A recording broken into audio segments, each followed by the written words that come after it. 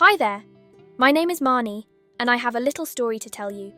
It's about a time when my room turned into a tornado of toys, clothes, and books.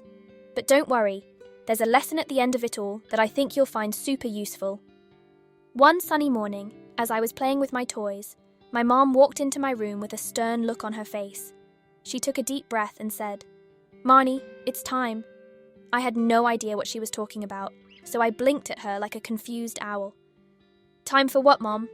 With a sigh, she replied, "It's time for you to start cleaning your own room." I was shocked. Me? Clean my own room? That was usually Mom's job. She always did it so effortlessly, and my room was always neat when I woke up. But now she wanted me to take charge. "But Mom," I protested, "my room is always clean." She raised an eyebrow and pointed around the room. I followed her gaze, and to my horror, my room was a disaster zone. There were toys everywhere, clothes strewn about, and my books looked like they had a wild party overnight. I stammered, I didn't notice it was this bad." Mum smiled patiently and said, "That's exactly the problem, Marnie. You don't notice it until it's a big mess. It's time for you to start taking responsibility for your space."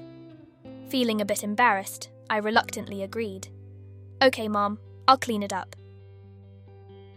The days went by, and I tried to keep my promise.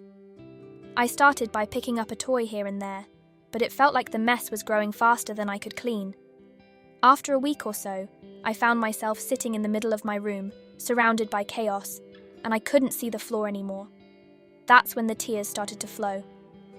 My mom heard me crying and rushed into the room. She sat down beside me and put her arm around my shoulders. "It's okay, Marnie," she said gently. "Cleaning up a big mess can be overwhelming, but you can handle it. You just need a plan to stick to." I sniffled and asked, "But where do I even start, Mom?" She smiled warmly and said, "Let's break it down into 3 simple steps. First, put all your toys in this box. Then, gather your dirty clothes and put them in the basket. Finally, organize your books on the shelf.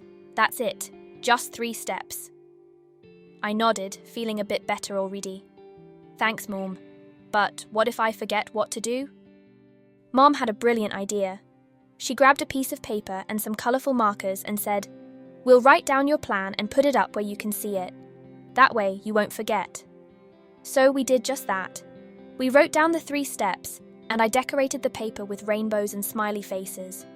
We taped it to the wall right next to my toys, so I couldn't miss it. From that day on, I followed my plan diligently.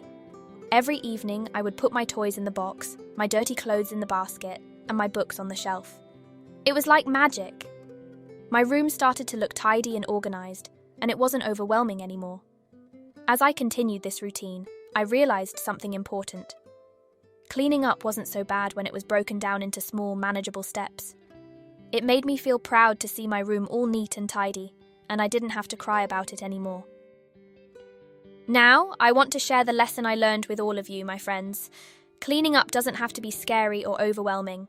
Just like in my story, if you break a big task into smaller steps, it becomes much easier to handle.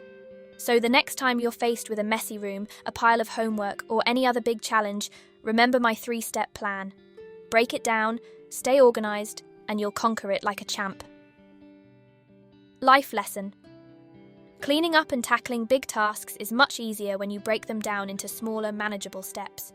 Stay organized and you'll be surprised at how much you can accomplish.